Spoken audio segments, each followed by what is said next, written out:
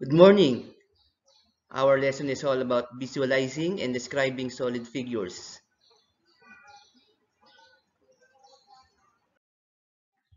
What are solid figures? Solid figures are three-dimensional figures. A three-dimensional object has length, width, and height.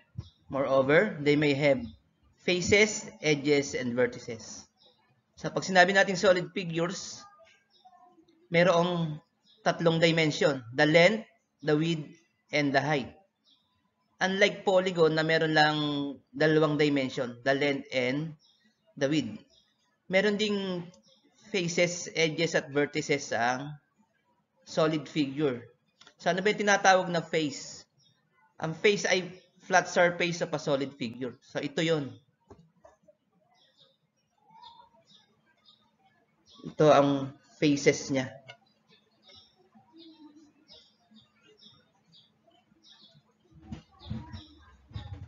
So ano naman yung tinatawag na edge? Ang edge is formed when two faces meet. An edge is a straight line segment. So pag nag-meet daw yung dalawang faces, doon na po nabubuo yung edge. So ito yung tinatawag na edge. Ito. So kasi ito yung dalawang faces niya, nag-meet siya. Kaya na-form yung edge. So ito yun. So meron din siyang vertex. Pag sinabi natin vertex, a point where edges meet. So pag nag-meet naman yung dalawang edges, doon nabubuo yung vertex. Halimbawa, ito yung kanyang edge. So nag-meet siya, yun. Ito ang kanyang vertex, yung sulok.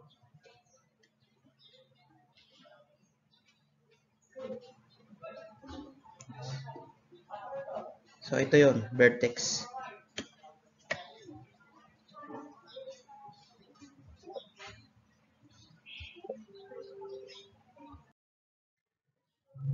We can categorize solid figures as polyhedron and non-polyhedron. A solid polyhedron if all its faces are polygons. So pagka lahat daw ng faces ng solid figure ay polygon, yun ay polyhedron. Katulad ng pinakita ko sa inyo kanina, ito. So kung makikita natin, yung faces niya lahat ay square o quadrilateral. O, ang quadrilateral ay polygon. So ito ay maituturing natin na polyhedron. Kung hindi naman polygon ng kanyang faces, ang tawag doon ay non-polyhedron, katulad dito. Kasi hindi polygon yung kanyang faces. A polyhedron may be a prism or a pyramid. So may dalawang category din ang polyhedron. Pwede siyang prism, pwede ring pyramid. A prism is made up of two parallel and congruent bases, which can be any polygon. The other faces are parallelograms. A prism is named after the shape of its base. If its base is a triangle, it is called a triangular prism. If it is a pentagon, it is called a pentagonal prism. So pagka prism, yung pangalan niya ay depende doon sa base niya.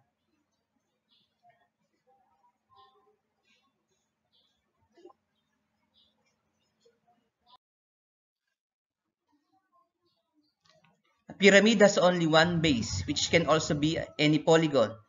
The other faces are triangles, which meet at a common vertex. A pyramid is also named after the shape of its base.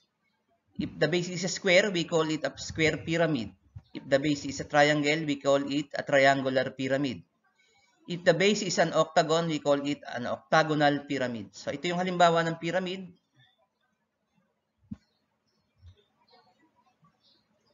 So kung makikita natin, yung base niya, square. So kaya ang tawag dito sa pyramid na ito ay square pyramid. Kung halimbawa ang triangle yung kanyang base, ang tawag doon ay triangular pyramid. So, yung pangalan niya depende kung ano yung base niya. So, ito naman yung triangular prism. So, ma-identify nyo ba o masasabi nyo ba kung ano yung pagkakaiba niya sa pyramid nitong triangular prism? So, pagka prism kasi o triangular prism, yung kanyang faces, hindi triangle.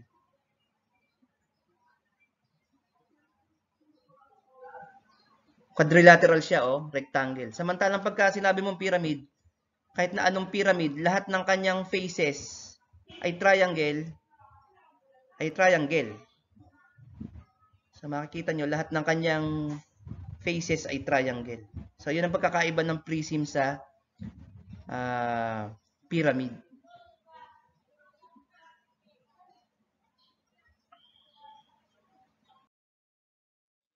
These are the examples of solid figures. Cube. So ito yon, cube. Pinakita ko sa inyo kanina. Ito ang cube.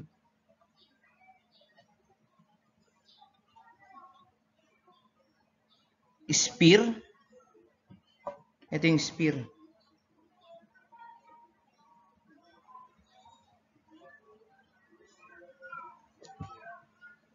Triangular prism. Yung pinakita ko sa inyo kanina.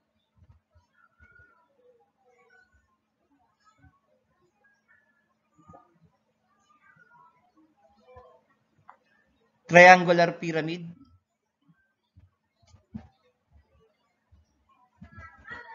Kasi triangle yung kanyang base. Square pyramid. Ito yung pinakita ko sa inyo kanina. Kasi yung kanyang base ay square. Kaya square pyramid. Cylinder. Ito ang cylinder. Rectangular prism.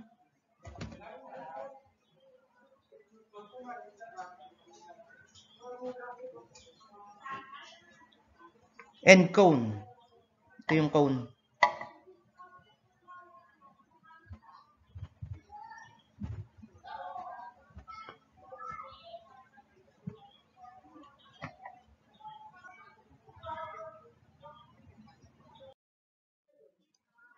Solid figures has different faces, edges, and vertices.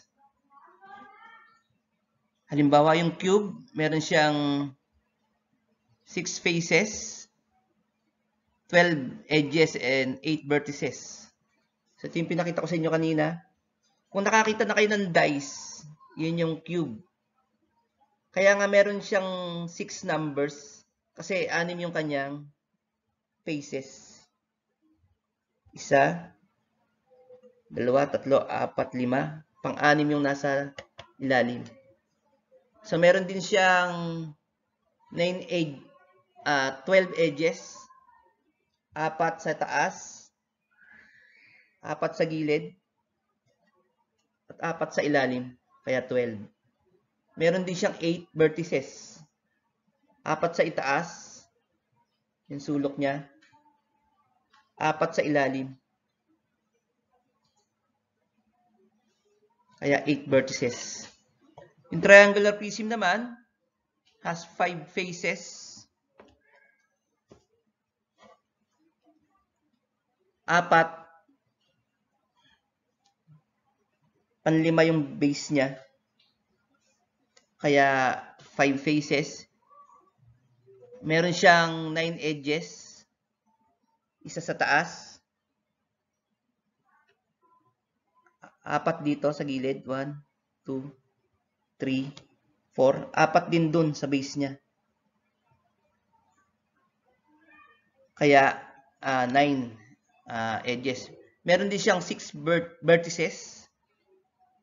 1, 2, tsaka 4 sa base niya. Kaya 6.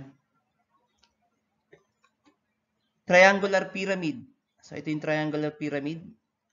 Meron siyang 4 na faces. Siyempre, 3. Ito. Pang-apat yung nasa ilalim na triangle, kaya 4. Meron din siyang 6 edges, isa sa tuktok, at 3 dito sa harap, tsaka 3 dun sa ilalim. Meron din siyang 4 na vertices, isa sa tuktok, 3 dun sa base niya, kaya 4. Square pyramid, yung pinakita ko sa inyo kanina. So, ang square pyramid ay merong 5 faces, 4 sa harap, isa sa base niya, kaya 5. Meron din siyang 8 edges, 4 sa harap, 4 din doon sa base niya, kaya naging 8. Meron din siyang 5 vertices, isa sa tuktok, 4 doon sa base niya, yung sulok niya, kaya 5. Rectangular prism. Ito ang rectangular prism. So, ang rectangular prism ay may 6 na faces, isa sa taas, isa sa ilalim, tsaka yung sa gilid niya, 4. Kaya 6 na faces. Meron siyang 12 edges, 4 sa itaas, siyempre 4 din dun sa ilalim, and then dito sa gilid niya 4 din, kaya 12 edges.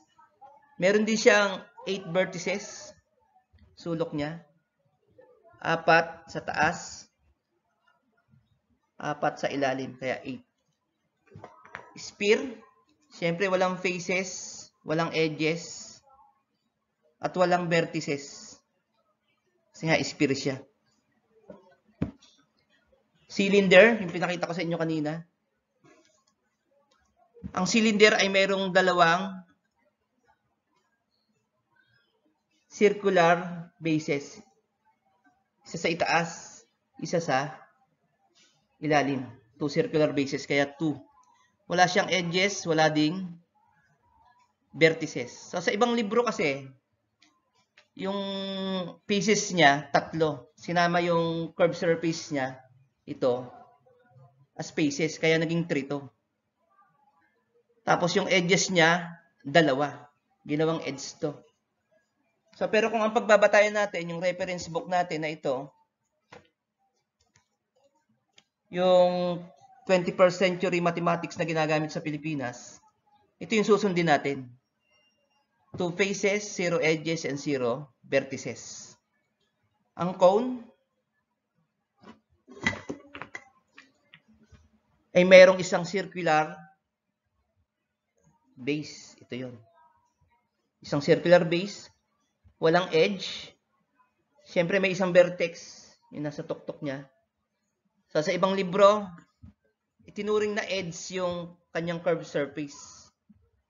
Kaya 1, 1, 1 to. Pero katulad na sinabi ko sa inyo, kung ang pagbabatayan natin, yung reference book natin na ginagamit sa Pilipinas, na 21st century mathletes,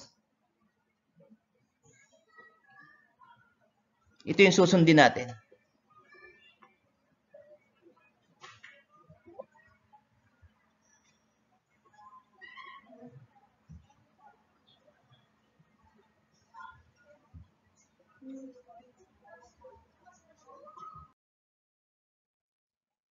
Learning task 1. Identify the solid figure for each object by matching column A to column B. Write the letters of your answer on the space provided.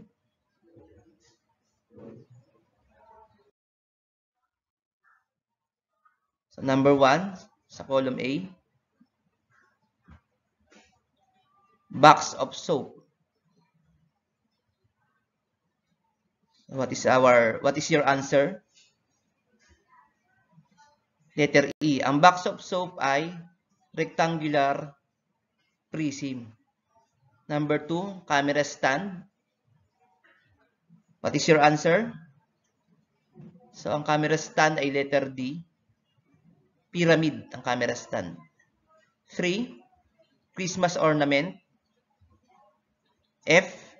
Spear. So, pag sinabi natin Christmas ornament, Christmas ball yun. Number 4, dice. Letter B. So, sinabi ko na yun, ang dice ay cube. Number 5, domino. E. Rectangular prism pa rin ang domino. Number 6, drum. Ang drum ay letter C, cylinder. 7, full moon. F, ang F ay sphere. So, ang full moon ay sphere. 8, ice cream holder. A, cone. So, pag sinabi natin ice cream holder, A pa yun. Mount Mayon, number 9. Ang Mount Mayon ay cone. Kaya nga ang Mount Mayon ay tinatawag na perfect cone. Kasi cone siya. Number 10, soccer ball. So, ang soccer ball ay F. Sphere pa rin. Learning task 2. Identify each solid figure. Write the answer on the space provided.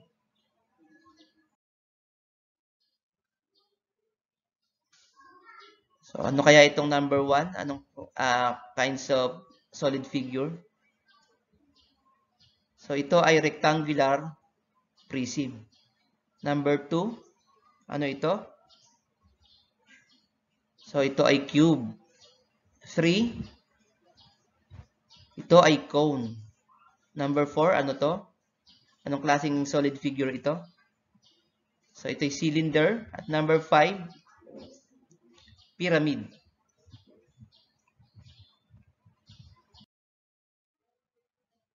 Number 1, ball. Anong klaseng solid figure ang ball? So, ang ball ay sphere. 2, globe. So, ang globe ay sphere pa rin. Funnel. Anong klaseng solid figure ang funnel? So, ang funnel ay cone. Pag sinabi natin funnel, imbudo. 4, test tube. So, ang test tube ay cylinder. 5, tent. So, ang tent ay pyramid.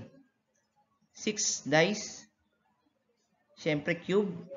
7, ice cream cone. Siyempre, cone. Tin can. So, ang lata ay cylinder. 9, party hat.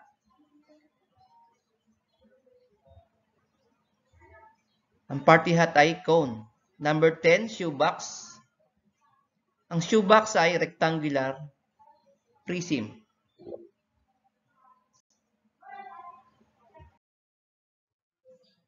Thank you. Don't forget to like and subscribe. I-hit nyo na rin ang notification bell para updated kayo sa mga gagawin kong math tutorial. I-share nyo na din sa mga kaibigan nyong grade 5. Hanggang dito na lang. Bye for now and God bless po. Salamat.